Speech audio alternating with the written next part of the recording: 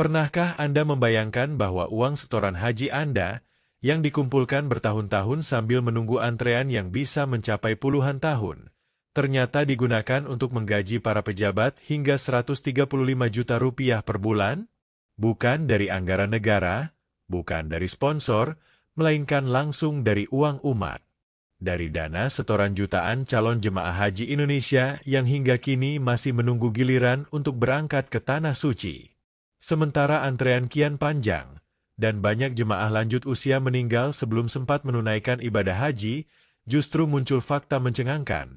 Dana haji yang mencapai ratusan triliun rupiah ternyata menjadi sumber penghasilan elit pengelola dana tersebut. Siapa yang sebenarnya paling menikmati dana haji senilai 167 triliun rupiah ini? Jika Anda peduli terhadap nasib jutaan calon jemaah haji Indonesia, video ini penting untuk Anda tonton sampai selesai. Mari bersama-sama mengawal keadilan dana umat. Klik tombol like, subscribe, dan tulis komentar Anda di bawah dengan hashtag transparansi dana haji. Suara Anda bisa menjadi bagian dari perubahan. Baru-baru ini, Badan Pengelola Keuangan Haji, BPKH, kembali menjadi sorotan publik setelah mengusulkan anggaran operasional untuk tahun 2025 sebesar 426 miliar rupiah. Angka yang sangat besar ini terdiri dari 390 miliar rupiah untuk badan pelaksana dan 35 miliar rupiah untuk badan pengawas.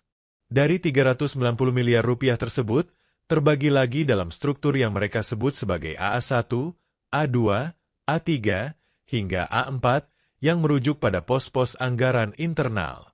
Sayangnya, hingga kini rincian detailnya tidak sepenuhnya terbuka ke publik. Pertanyaannya, apakah anggaran sebesar itu benar-benar berdampak langsung pada jemaah? Yang lebih mencengangkan, Kepala BPKH ternyata menerima gaji sebesar 135 juta rupiah per bulan. Anggota pelaksananya menerima 14 juta rupiah, Ketua Badan Pengawas digaji 102 juta rupiah, dan anggota pengawasnya mendapatkan 94 juta rupiah per bulan. Dan itu baru gaji pokok serta tunjangan tetap. Masih ada tambahan lain seperti tunjangan hari raya, THR, cuti tahunan, asuransi kesehatan, asuransi purna tugas, hingga bantuan hukum pribadi. Jika ditotal, 13 pejabat tinggi BPKH menyerap sekitar 7 miliar rupiah per tahun hanya untuk gaji dan fasilitas mereka. Dan semua itu tidak dibayar dari APBN atau sponsor, melainkan dari hasil investasi dana haji yang notabene adalah uang umat. Setiap tahun, BPKH memang melaporkan hasil pengelolaan dana haji. Pada tahun 2024 misalnya, nilai manfaat dari dana kelolaan mereka mencapai 11,56 triliun rupiah dari total dana sekitar 71 triliun rupiah. Namun yang menjadi sorotan, dari nilai sebesar itu, ratusan miliar langsung dialokasikan untuk biaya operasional internal. Dan tahun 2025, anggaran operasional tersebut membengkak menjadi 426 miliar rupiah. Bahkan jika ditambah dengan biaya promosi, studi banding luar negeri, dan program digitalisasi, bisa melonjak hingga 488 miliar rupiah. Sekali lagi, pertanyaannya, apakah sebesar itu manfaatnya untuk jemaah? Mari kita bandingkan. Dana 488 miliar rupiah itu setara dengan biaya pemberangkatan lebih dari 20.000 jemaah haji reguler. Sementara saat ini, antrean jemaah reguler bisa mencapai 30 hingga 50 tahun di beberapa provinsi. Banyak lansia yang meninggal sebelum berangkat. Biaya haji pun tetap mahal.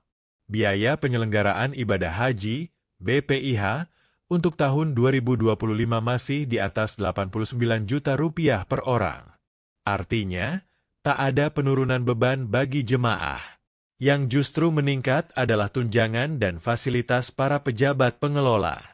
Lebih ironis lagi, tingkat hasil investasi dana haji stagnan di kisaran 5-6% per tahun.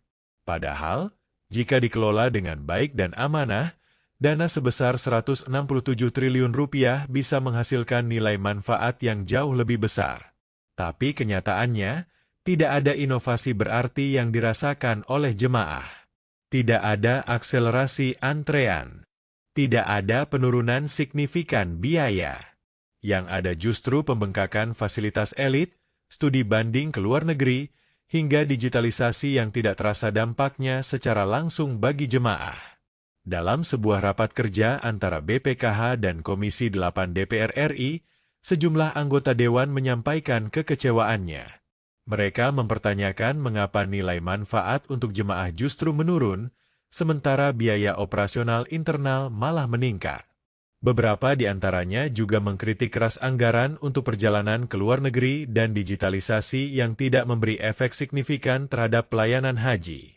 Salah satu anggota DPR bahkan menyebut, ini uang rakyat, uang calon jemaah haji. Harusnya dikelola secara efisien dan transparan. Namun hingga kini, publik belum pernah melihat laporan realisasi anggaran yang benar-benar terbuka dan rinci. Bahkan, tidak ada peningkatan signifikan dalam kualitas pelayanan haji maupun solusi untuk mempersingkat antrean. Video ini tidak dibuat untuk menyulut kebencian, melainkan untuk membuka mata dan menyadarkan publik. Sebab bila masyarakat terus diam, dana haji senilai 167 triliun rupiah akan terus menjadi lahan nyaman bagi segelintir elit yang mengklaim mewakili umat. Kita membutuhkan reformasi total dalam sistem BPKH. Kita perlu transparansi dalam penggunaan anggaran. Kita harus meninjau ulang regulasi terkait gaji dan tunjangan pejabat. Karena uang itu adalah milik umat. Milik jutaan calon jemaah haji yang menabung dengan harapan bisa menunaikan rukun Islam kelima.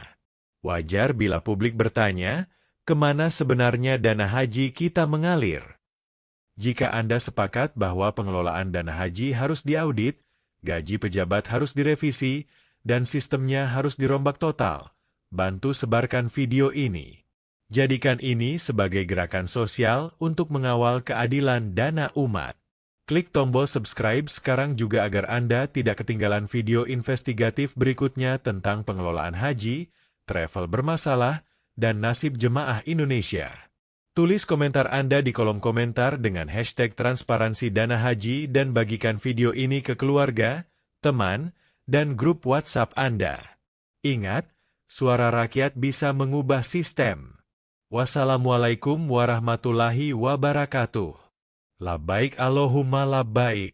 Semoga Allah senantiasa memberikan kita kesehatan, rezeki halal yang berkah, keluarga yang sakinah, mawaddah warahmah, serta kesempatan untuk menunaikan haji dan umroh dengan mudah dan lancar. Amin ya rabbal alamin.